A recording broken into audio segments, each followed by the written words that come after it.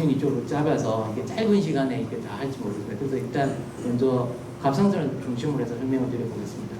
경부 초음파는 여러 가지 이제 적용점이 있는데 갑상선을 볼 때, 그 다음에 디퓨즈 갑상선 디지즈의 보조적인 진단으로, 그 다음에 임파선 질환, 침샘 질환, 그 다음에 이 경동맥 초음파를 통해서 그 심혈관 질환의 애우인자로 이렇게 살펴볼 수 있겠습니다.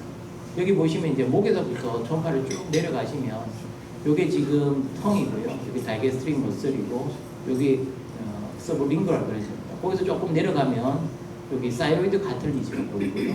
사이로이드 카틀리지가 밑으로 내려가면 크리코이드 카틀리지가 보입니다.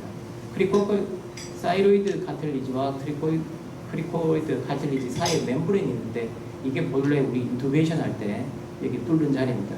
여기 공기가 있기 때문에 여기 초음파에 산란으로 인해서 이렇게 봅니다. 그걸 더 내려가게 되면 이렇게 갑상선이 있거든요. 갑상선을 볼 때 우리가 크리코이드 카틀리지 밑으로 해서 이쪽 부분에 이제 갑상선이 있고요. 그 다음에 이 갑상선을 중심으로 목 쪽에는 전체적인 임파선 질환들이 있습니다. 임파선의 질환들은 임파선이 있는 부위에 따라서 먼저 구역을 나누는 게 있는데요. 갑상선이 있는 부분이 한 6번 구역 정도가 되고요.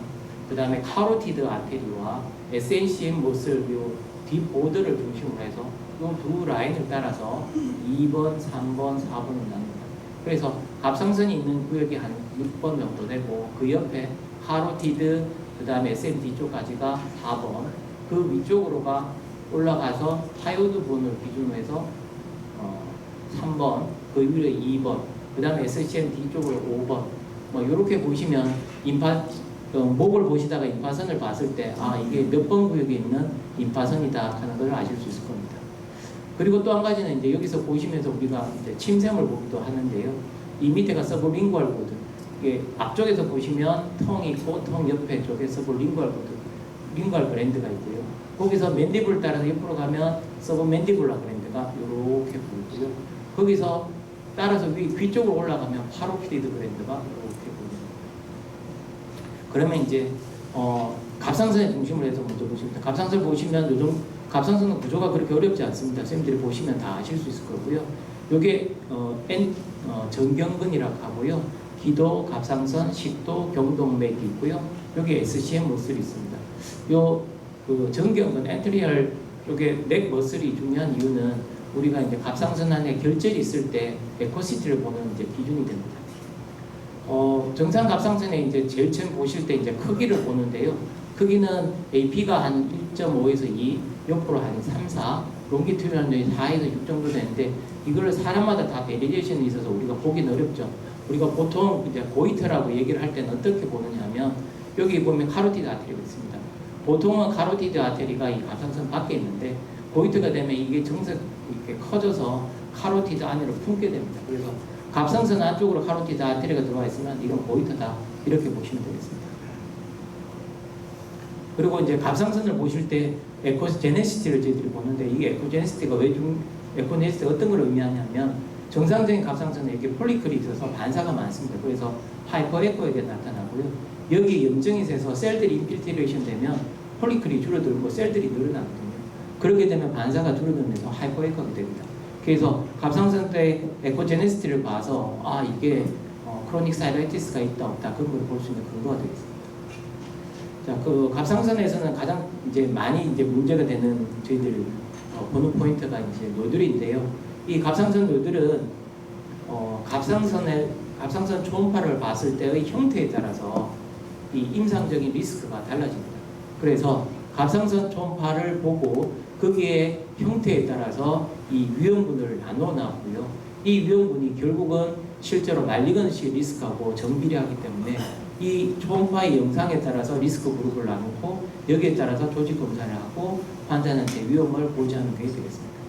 그러면 이 갑상선 때 하면 갑상선 초음파 때 뭘 봐야 되느냐, 결절 때 어떤 점을 봐야 되느냐 라고 정리하면 요 표 하나로 정해질 수 있는데, 요걸 다시 조금 더 정리를 하면, 첫째 컴포지션이 어떠냐, 솔리드하냐, 믹스드하냐, 시스틱하냐, 그 다음에 에코가 하이퍼에코가냐, 아이소에코가냐, 하이퍼에코가냐, 요게 기본 두 개의 기본적인 틀을 가지고, 세 번째는 칼시피케이션이 있느냐, 그 다음에 모양이 톨로델라이드 또는 패러레 하는 이 모양이 어떠냐, 그 다음에 마진이 어떠냐는 요 리스크, 요 기본적인 거에다가 요 세 가지가 리스크 팩터거든요. 리스크 팩터를 첨가시키면 리스크 그룹들이 나눠지게 되겠습니다. 그래서 보시면 솔리드하고 그 다음 하이브웨이급이 한데 리스크 팩터가 있으면 5번 하이 서스피션스에서 KPI도 5 되고요. 솔리드하고 하이브웨이급이 한데 리스크 팩터 없으면 4. 믹스드, 그러니까 프리도미트 시스틱이든 프리도미트 시스틱이든 그렇게 하거나 아니면 에코제네시스가 아이코나 이렇게 되면 무조건 3번. 근데 여기에 리스크 팩터가 있으면 4번. 그리고 모양 자체가 시스틱하면 무조건 스테이지 2.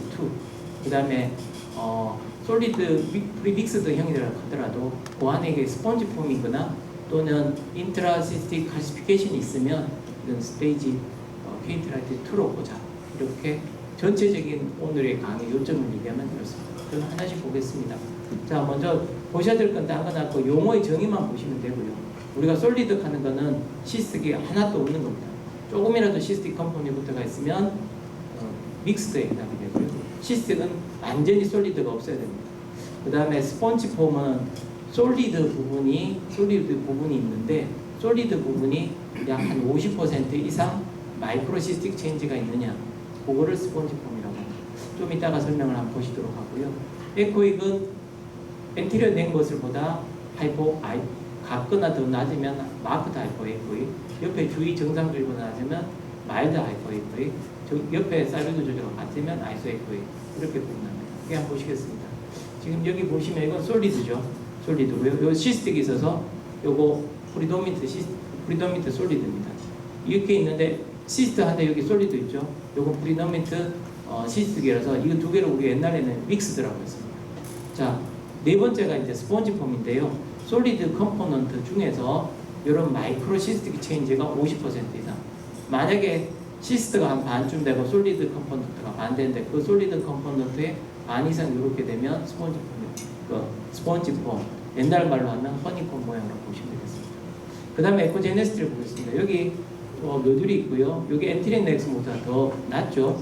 그래서 이거는 마크타 하이퍼 에코이라고 봐야 되겠고요. 그 다음 여기서 보시면 엔트리 넥스보다 비슷한 정도, 그렇지만 옆에 것보다는 하이퍼 에코이 하면 우리가 일단 이제 마일드 하이퍼 에코이라고 하고요. 이것도 마크드에 해당이 되겠고요. 자, 이것보다는 확실히 하이퍼 에코이한데 옆에 정상적이보다 할 때는 마일드 하이퍼 에코이. 그 다음에 옆에 정상적이와 같으면 아이소 에코이. 여기는 옆에 노멀 조직보다 더 진하니까 하이퍼 에코이. 뭐 이런 정도로 옆에 거하고 비교를 해보시면 되겠고, 그러면 대충의 여기 솔리드하냐 에코제네시티가 어떤가를 아실 수 있습니다. 자, 세 번째 리스크 팩터고요. 칼시피케이션을 이렇게 칼시피케이션과 모양으로 바라보고요. 모양 자체가 패러럴하냐, 넌 패러럴하냐, 그 다음에 마진이 스무스하냐 아니냐인데, 여기서 이제 마진 중에서 마진이 불분명하다 그러면 다 디파인드입니다. 마진은 명확할 때 스무스하고 일렉으로 나누고, 마진 자체가 불명하다면 무조건 1파인드로 해서 이건 크게 의미를 둘 수가 없습니다. 자, 그리고 보시면 톨로델 나와 있는 이겁니다. 트랜스버스 표현에서 트랜스버스, 그러니까 옆으로 봤을 때 그러면 럼페럴하다. 그 다음에 트랜스버스에 따라서 비슷하거나 옆으로 퍼져 있으면 럼페럴하다. 이렇게 보시면 되겠습니다. 그 다음 마진을 보면 마진이 명확하죠. 마진이 명확하기 때문에 요거는 스무스. 여기 마진이 명확하죠. 하지만 일레귤하기 때문에 일레귤. 마진이 분명하지 않은 경우에는 1디파인트를 보시면 되겠습니다. 그 다음 칼시피케이션입니다. 칼시피케이션은 보시면 요 매스 안에 1mm 이하의 이 하이퍼 에코하게 보이는 걸 얘기를 하고, 이게 1mm보다 이상이면 뒤에 이제 쉐도잉이 생기는 거거든요. 쉐도잉이 없는 작은 이런 하이퍼 에코한 것들이 보이면 펑테이트 에코제닉 포사이라고 하는데, 문제는 요거의 위치가 중요합니다. 솔리드 내에 있으면 펑테이트 에코제닉 포사이라고 합니다. 여기서 그래서 솔리드 내에 컴포넌트에 있는 것들은 말리그너시 리스크 팩터고요. 그게 아니라 시스틱한 네이처 내에 이런 것들이 보이거나 뒤에 코메테일 사인을 보면 이런 것들은 비나인의 네이처입니다. 근데 우리가 인트라시스틱 코메테일 사인을 우리가 이게 비나인 네이처로 보는데요. 이것도 단 메스 근처에 있는 것들은, 그러니까 다시 말해서 덩어리 근처에 있는 것들은 비나인의 소견으로 보지 않습니다. 반드시 시스트 내에 있는 것들만 비나인으로 보게 되어 있습니다. 그래서 요거는 말리그넌시 리스크가 될 거고, 요건 비나인의 리스크가 될 겁니다. 그래서 이런 과정으로 구분을 해보시면 솔리드하냐, 하이퍼에코드하냐, 여기에 리스크 팩터가 있느냐 없느냐에 따라서 5번, 4번, 그 다음에 파셜 시스틱 하거나 파셜 솔리드 하냐, 아이소에콘 하면 3번이 가는데, 이때 리스크 팩터가 있으면 4번, 없으면 3번. 그 다음 이런 경우에는 퓨어 시스트거나 또는 베스가 있긴 하지만 스펀지 폼이 있거나, 또는 시스트가거나 메스가 있긴 하더라도 인트라시스틱 에코제닉 포사가 있으면 무조건 케이트라이스 2에 해당이 되겠습니다. 그래서 예를 한번 보시면, 지금 여기 보면 이거는 이제 믹스드 형태죠. 이게 솔리드가 있긴 한데 마이크로시스틱 체인지가 있어서 스폰지 폼입니다. 그래서 케이트라이스 2고요. 이건 시스틱한데 여기 인트라시스틱 가시피케이션이 있고 코메테럴 사이드 있으니까 이게 케이트라이트 2가 됩니다. 이건 완전히 그냥 퓨어한 시스트니까 케이트라이트 2가 되겠고요. 그래서 뭐 스폰지 폼에는 메스 중에서 반만 스폰지 폼이면 됩니다. 케이트라이트 3입니다. 케이트라이트 3는 솔리드한 하이퍼에코하거나 아이소에코한 솔리드 물들, 또는 아이소에코나 하지 않다 하더라도 믹스드 형태, 프리도미넌시스틱이나 이 시스트나 이런 것들이 혼재되어 있으면 3로 보시면 되겠습니다. 4는 어떠냐? 하이퍼에코하고 솔리드한데 리스크 팩터가 없으면 4. 요거는 아이소 솔리드한 솔리드 노드니까 칼시피케이션이 있을 수 있죠. 그러니까 리스크 팩터가 있으니까 4입니다. 요거는 프리믹스드 형태인데, 그리고 아이소에코보다는 약간 하이퍼에코하고 칼시피케이션 있는 리스크 팩터가 있으니까 4에 해당이 되겠습니다. 만약에 이런 리스크 팩터가 없다면 요거는 아마 3가 될 겁니다. 이것도 마찬가지인데 믹스드 타입이고요. 칼시피케이션 같은 것들이 있고, 이거는 모양이 일레귤러하죠. 이런 리스크 팩터가 있으니까 4가 되겠습니다. 5번은 하이퍼에코하고 솔리드하고 칼시피케이션이나 일레귤러 마진이 있거나 하기 때문에 5가 되겠습니다. 자, 지금 그런 기준을 따라서 보시면 되고, 이 기준에 해당이 되지 않는 몇 가지 케이스가 있습니다. 그걸 보시면, 자, 여기 보시면 뚜렷한 형태가 없이 칼시피케이션이 쭉 퍼져 있는 것들입니다. 여기 보시면 여기 노멀 사이로이드처럼 보이고, 여기는 덩어리는 안 보이는데 칼시피케이션 쫙 깔렸다. 이게 디퓨즈 스클레로징 타입의 파필라리 시리가 이렇게 보이기 때문에 케이트라이트 4로 봅니다. 그 다음에 여기를 보시면 이거 갑상선하고는 다르고 뭐가 꽉 차 있는 것 같은데, 디퓨즈하게 뭔가가 꽉 맥혀져 있는 것 같은데, 이게 이렇게 디퓨즈하게 뭔가 인필트레이트 됐을 때는 메타스테이시스입니다. 그래서 보시는 거고요. 세 번째는 이제 새로 들어가는 건데, 이렇게 된 토탈 인타일 리칼시피케이션 된 노들입니다. 이런 데는 이 뒤에가 아무것도 안 보입니다. 근데 이 뒤에가 완전히 칼시피케이션일 수도 있지만 뒤에 메스가 있을 수도 있고 알리어던시 리스크가 있기 때문에 요건 케이트라이트 4로 바뀌었습니다. 요건 림포마입니다. 이런 것들을 한번 봐놓으시면 좋겠는데, 디퓨즈하게 마치 마이크로시틱 스폰지 폼은 아닌데 뭔가 마이크로하게 빡빡하게 차 있는 듯한 느낌이 들고, 원래 이 환자가 하시모토 사이라티스 같은 백그라운드를 가지고 있을 경우에 이렇게 볼 수 있겠습니다. 이 리스크에 따라서 이제 바이옵시를 하게 되는데, 요건 한번 살펴보시면 되고요. 자, 이 갑상선을 볼 때 우리가 임파선을 같이 봅니다. 이 임파선을 보는 거는 임파선의 전이가 되는가를 보는 거고요. 임파선의 전이는 6번 구역과 4번, 6번, 4번, 여기 3번, 이 지역이 제일 많고, 실제로 가장 많은 거는 사이로이드가 있는 6번 구역이 가장 많겠습니다. 자, 그러면 임파선은 본래 있을 수 있는 건데, 어떤 임파선을 우리가 이제 두고 봐야 될까? 여기 정상적인 임파선입니다. 모양이 일렁기라게 되어 있고, 필름이 보이고, 하이퍼가 이렇게 된 거고요.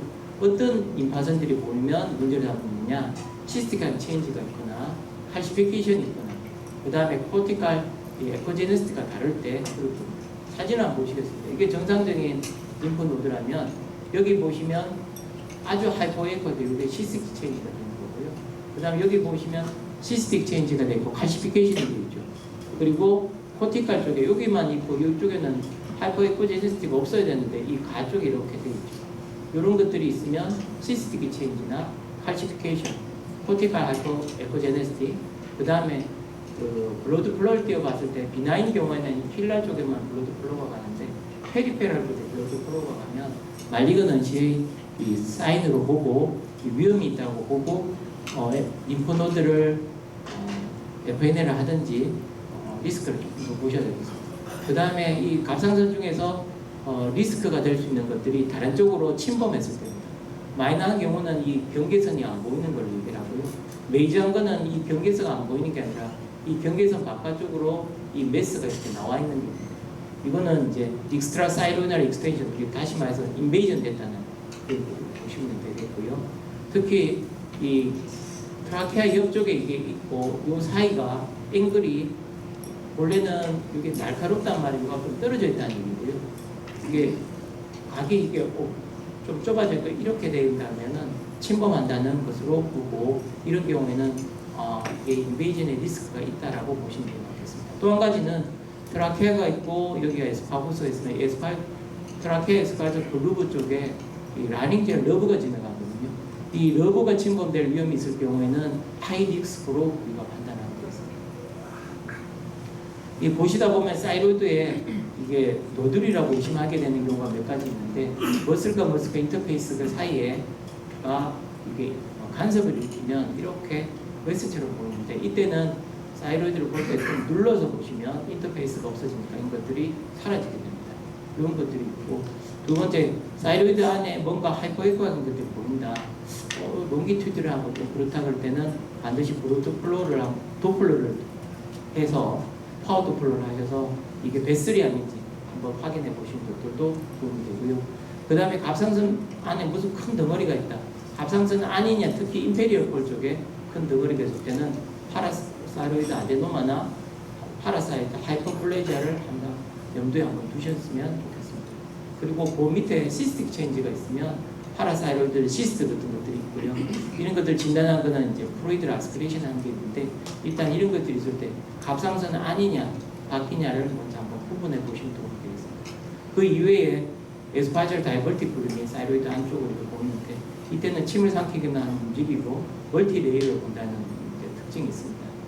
그리고 좀 드물지만 파라트라케널 에어시스트가 안에 드는 경우가 있는데 이때는 초음파를 보시면 이 공기로 인해서 이게 멀티레이어처럼 이런 보는 것들이 있고 특히 오른쪽 인페리어 볼 쪽에 뭔가 덩어리가 있고 멀티레이어하게 이렇게 보면 파라트라케널 에어시스트 같은 것들을 의심해 보시면 될 것 같습니다. 여기까지 하겠습니다. 예. 강의가 많은 내용을 전달하셨는데 어쨌든 현존하면서 선생님도 궁금하셨던 거 꼭 여쭤보시고 이렇게 딸찬 현존 시간이 되면 좋겠습니다. 이제 현존하시죠.